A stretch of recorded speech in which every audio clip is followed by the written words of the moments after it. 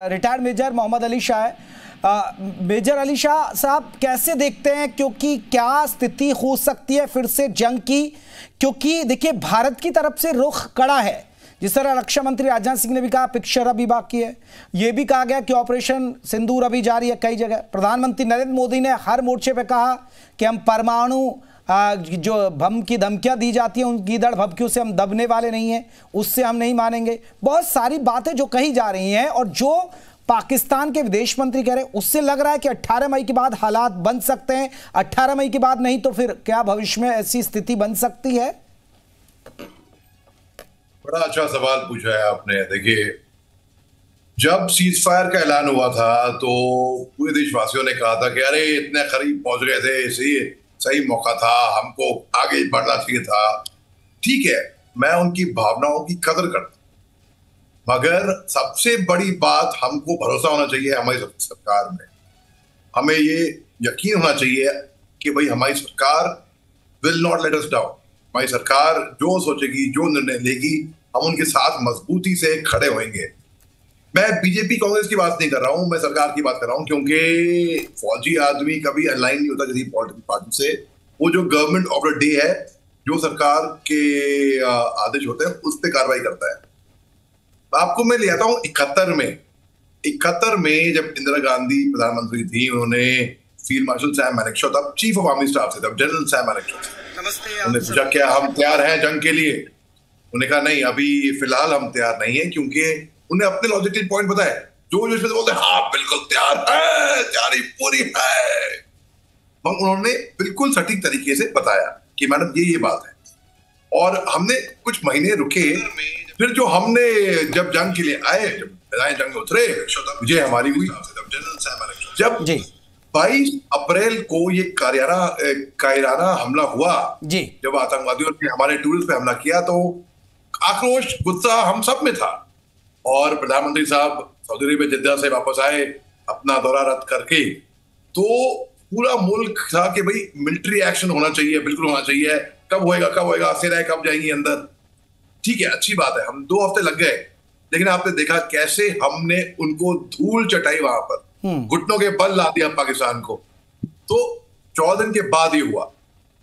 अब जब ये सीज फायर हो गया तो बहुत लोग नाराज थे, डिसअपॉइंटेड थे। मैं उनको ये यकीन देना चाहूंगा कि भाई मैं जानता हूं कि हम पलट के, देखिए बात ऐसी है कि पाकिस्तान के उग्रवादी जब उनका जनाजा, जब फातिहा पढ़ी जा रही थी, लास्ट राइट्स, तो उनकी सेना वर्दी में वहां पे मौजूद थी, और वो रो रहे थे। उनके लिए मैं 2 लाइन अर्ज करता हूं। अभी तो बस शुरुआत है, रोता है क्या, आगे आगे देखिए होता है क्या। बिल्कुल, कि जी हाँ, बिल्कुल मोहम्मद अली शाह कह रहे हैं कि आगे आगे देखिए होता क्या। यानी इनका आप भी एक एक्सपर्ट हैं और देखिए आपने सेना में सेवा दी है, तो यानी जंग अभी ऐसा नहीं है कि टल गई है। हो सकता है कि इस तौर पर ये खुद प्रधानमंत्री नरेंद्र मोदी ने कहा कि स्थगित हुई है। अभी मेरा यही सवाल है, क्योंकि जो इस अभी तक की जो जंग हुई हमारी कुछ दिन, उसमें कुछ इशारा ये भी था कि चलिए हमारे कम से कम हथियारों को टेस्टिंग का मौका मिल गया। डॉक्टर और मेजर विराट जी भी इस तरफ इशारा कर रहे थे कि इसमें कम से कम हमारे हथियारों की टेस्टिंग तो हो गई, क्योंकि लंबे वक्त से कारगिल के बाद ये पहली बहुत दिन बाद ऐसा देखने को मिला है। लेकिन मोहम्मद अली शाह जी, आप क्या मानते हैं कि पाकिस्तान से निपटने के लिए हमारे स्वदेशी हथियार ही काफी हैं? मेजर विराट साहब और मेजर अदल साहब ने कुछ सटीक तरीके से समझाया, और अमीन साहब ने भी बहुत ही अच्छे से समझाया। देखिए, आपका जो सवाल है कि क्या पाकिस्तान से निपटने के लिए हमारे स्वदेशी हथियार ही काफी हैं? जी हाँ, वैसे तो काफी हैं, लेकिन देखिए जब हम युद्ध नीति की या रणनीति की बात करते हैं तो उसमें सिखाया जाता है कि दुश्मन को कभी भी कमजोर मत समझना। हालांकि पाकिस्तान में ना ही उनमें उनके पास पैसा है, ना ही उनमें दमखम है, ना ही उनमें हिम्मत है, ना ही वो हथियार हैं। ये केवल गिर भपकी देते हैं, केवल परमाणु हथियार की। और हमारे प्रधानमंत्री साहब ने ये क्लियर कर दिया है कि ये न्यूक्लियर ब्लैकमेल हमारे पर मत ट्राई करना, ये मत ट्राई करना। हम ऐसा मुंह तोड़ जवाब इनको दे सकते हैं। हम हमारे पास 100 तरीके हैं इनको घेरने के, 100 तरीके हैं, और उनमें से उन 100 में से कोई एक तरीका हम अपनाएंगे अपने तौर तरीके से, अपने वक्त में, अपने पसंद का। तब तक पाकिस्तान को थर थर कांपने दो, देखिए 14 दिन में जो हमने मिलिट्री एक्शन किया 14 दिन के बाद, उन 14 दिन में इनकी हवा निकली, टाइट थी, बिल्कुल बुरे हाल हो रखे थे इनके लिए मेंटल टॉर्चर था, एग्नी थी, ये पता नहीं कब, अरे क्या होएगा, कब होएगा, हिंदुस्तान कब हम पे हमला कर देगा। इनके मिनिस्टरों ने पार्लियामेंट में बयान दिया है अगले 36 घंटे में हिंदुस्तान हम पे हमला कर देगा। अरे भैया, अगर इनके पास इतनी अच्छी इंटेलिजेंस थी तो क्यों ना जब जाफर एक्सप्रेस पे बीएलए ने हमला किया था, तो क्यों ना जब जाफर एक्सप्रेस हाईजैक की थी तो क्यों ना इनको वहां का मालूम पड़ा। पाकिस्तान के लिए हमें इतना कुछ टेंशन लेने की जरूरत नहीं है, हम आत्मनिर्भर है और हमको कोई बाहर से सपोर्ट की भी जरूरत नहीं है, हम अपने आप में ही सक्षम है। अगर मिल जाता है तो बहुत अच्छा, अगर बाहर सपोर्ट मिल रहा है बहुत ही अच्छा, अगर नहीं मिलता है तो भी अच्छा।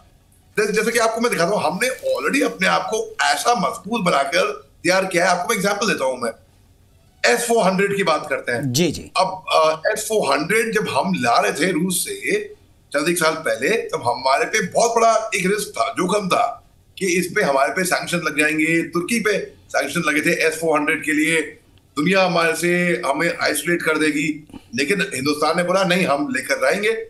और आप देखिए उस दिन उस रात को S-400 ने बचा ली जान। कितना भी महंगा इक्विपमेंट हो मगर कारगर हो गया, इतना अच्छा इक्विपमेंट है, उससे जितने भी पाकिस्तान से प्रोजेक्टाइल्स आए, चाहे मिसाइल आए, चाहे यूएवी आए, चाहे कुछ भी आया हो, प्रोजेक्टाइल आए, प्रोजेक्टाइल को सबको इंटरसेप्ट किया 100%, ये नहीं कोई 99%, 100% इंटरसेप्ट हुए।